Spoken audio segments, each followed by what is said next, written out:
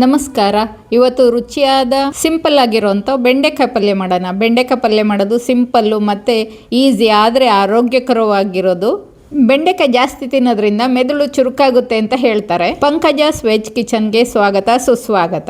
ನಾನು ಸಿಂಪಲ್ ಆಗಿರೋ ಬೆಂಡೆಕಾಯಿ ಪಲ್ಯನ ಚಪಾತಿ ಜೊತೆ ಮಾಡಿದೆ. ಚಪಾತಿಗೆ ಬೆಂಡೆಕಾಯಿ ಪಲ್ಯ ತುಂಬ ರುಚಿ ಅನ್ನಿಸ್ತದೆ. ಅದಕ್ಕೋಸ್ಕರ ನನಗೆ ಬೆಂಡೆಕಾಯಿ ಪಲ್ಯ ಅಂದರೆ ತುಂಬಾ ಇಷ್ಟ.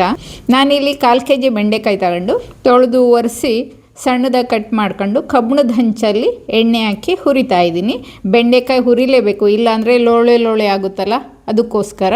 ಬೆಂಡೆಕಾಯಿ ಪಲ್ಯ ಮಾಡೋದೇನು ತುಂಬ ಹೊತ್ತು ಹಿಡಿಯಲ್ಲ, ಯಾಕೆಂದರೆ ಹುರಿದಿರೋದ್ಮೇಲೆ ಮತ್ತೆ ಬೇಯಿಸೋ ಅವಶ್ಯಕತೆ ಬರೋದಿಲ್ಲ. ಇಲ್ಲಿ ಒಗ್ಗರಣೆಗೆ ಬೆಂಡೆಕಾಯಿ ಹಾಕಿದರೆ ಆಗೋಗುತ್ತೆ. ಬೆಂಡೆಕಾಯಿ ಹುರಿದಿದೆ ನೋಡಿ, ಇಷ್ಟು ಹುರಿದ್ರೆ ಸಾಕು, ಲೈಟಾಗಿ ಬ್ರೌನ್ ಆದರೆ ಸಾಕು. ಈಗ ಒಂದು ಪಾತ್ರೆಯಲ್ಲಿ ಒಗ್ಗರಣೆಗೆ ಎಣ್ಣೆ ಹಾಕೋಣ. 2 ಸ್ಪೂನು. ಸ್ವಲ್ಪ ಸಾಸಿವೆ ಸಿಡಿದ ನಂತರ 2 ಹಸಿಮೆಣಸಿನ್ಕಾಯಿ, 1 ಈರುಳ್ಳಿ ಸಣ್ಣದಾಗಿ ಹೆಚ್ಚಿಡ್ಕೊಂಡಿದ್ದೀನಿ, ಅದು ಸ್ವಲ್ಪ ಕರಿಬೇವು, 1 ಸ್ಪೂನ್ ಕಡಲೆಬೇಳೆ ಹಾಕಿದರೆ ಪಲ್ಯದಲ್ಲಿ ಕುಟುಂಬ ಅಂತ ರುಚಿಯಾಗಿ ಚೆನ್ನಾಗಿರುತ್ತೆ. ಈರುಳ್ಳಿನ ಟ್ರಾನ್ಸ್ಪರೆಂಟ್ ಆಗೋ ತನಕ ಹುರಿರಿ. ಬೆಂಡೆಕಾಯಿ ಪಲ್ಯ ಮಾಡಿ ಅವಾಗವಾಗ ಮಕ್ಳಿಗೆ ಕೊಡ್ತಾ ಇದ್ರೆ ಮಕ್ಕಳು ಮೆದುಳು ಚುರುಕಾಗುತ್ತೆ. ಈಗ ಸಣ್ಣದಾಗಿ ಹೆಚ್ಕೊಂಡಿರೋ 2 ಸಣ್ಣ ಟೊಮೊಟೊ ಒಗ್ಗರಣೆಗೆ ಹಾಕಿ ಲೈಟಾಗಿ ಫ್ರೈ ಮಾಡೋಣ.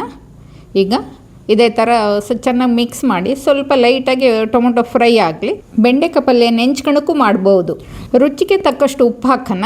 ಸ್ವಲ್ಪ ಖಾರ ಪುಡಿ ಹಾಕಿದ್ದೀನಿ, ಸ್ವಲ್ಪ ಸಾಂಬಾರು ಪುಡಿ, ಸ್ವಲ್ಪ ಅರಿಶಿನ ಪುಡಿ, ಸ್ವಲ್ಪ ನೀರು ಹಾಕಿ ಮಿಕ್ಸ್ ಮಾಡೋಣ.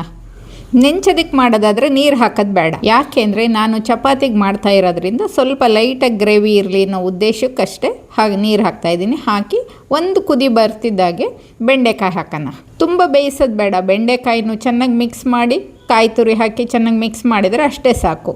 ಬೆಂಡೆಕಾಯಿ ಪಲ್ಯ ರೆಡಿ ಆಗೋಗುತ್ತೆ. ಚೂರು ಉಪ್ಪು ಎಲ್ಲ ಮಿಕ್ಸ್ ಆಗೋ ತನಕ ಕೈಯಾಡಿ 1 ಕುದಿ ಕುದಿಸಿದರೆ ಸಾಕು. ತುಂಬ ಡ್ರೈ ಆಯಿತು ಅಂತ ಸ್ವಲ್ಪ ನೀರು ಹಾಕಿದೆ ನಾನು ಅಷ್ಟೇ. ನೋಡಿ, ನಾನೇನು ಜಾಸ್ತಿ ನೀರು ಹಾಕಿಲ್ಲ, ಇಷ್ಟು ಹಾಕಿದರೆ ಸಾಕು. ಬೆಂಡೆಕಾಯಿ ಉಪ್ಪು ಮಸಾಲೆ ಎಲ್ಲ ಮಿಕ್ಸ್ ಆಗಲಿ ಅಂತ ಹೇಳಿ 1 ಕುದಿ ಕುದಿಸಿ ಆಫ್ ಮಾಡಿದ್ದೀನಿ ಸ್ಟವ್ವು. ನೋಡಿ, ರುಚಿಯಾದ ಸಿಂಪಲ್ಲಾದ ಬೆಂಡೆಕಾಯಿ ಪಲ್ಯ ರೆಡಿ ಆಯಿತು. ಇಷ್ಟೇ ಸಿಂಪಲ್ಲು. ಮಾಡ್ತಾ ಹೋದರೆ 5 ನಿಮಿಷದೊಳಗೆ ಮುಗ್ದೋಗುತ್ತೆ. ಕೊತ್ತಂಬರಿ ಸೊಪ್ಪಿಂದ ಅಲಂಕಾರ ಮಾಡಿದರೆ ಬೆಂಡೆಕಾಯಿ ಪಲ್ಯ ರೆಡಿ. ನಾನು ಬೆಂಡೆಕಾಯಿ ಪಲ್ಯನ ಚಪಾತಿ ಜೊತೆ ಸರ್ವ್ ಮಾಡ್ತಾಯಿದ್ದೀನಿ. ಬಿಸಿ ಚಪಾತಿ ಜೊತೆ ಬೆಂಡೆಕಾಯಿ ಪಲ್ಯ ತಿಂತಾ ಇದ್ದರೆ 2 ತಿನ್ನೋರು 4 ತಿಂತಾರೆ, ಅಷ್ಟು ರುಚಿಯಾಗಿರುತ್ತೆ ಈ ಬೆಂಡೆಕಾಯಿ ಪಲ್ಯ. ನನ್ನ ರೆಸಿಪಿ ಇಷ್ಟ ಆಗಿದ್ದರೆ ಸಬ್ಸ್ಕ್ರೈಬ್ ಮಾಡಿ, ಶೇರ್ ಮಾಡಿ, ಲೈಕ್ ಮಾಡಿ, ಕಾಮೆಂಟ್ ಮಾಡಿ. ವೀಕ್ಷಣೆ ಮಾಡಿದ್ದಕ್ಕೆ ಧನ್ಯವಾದ.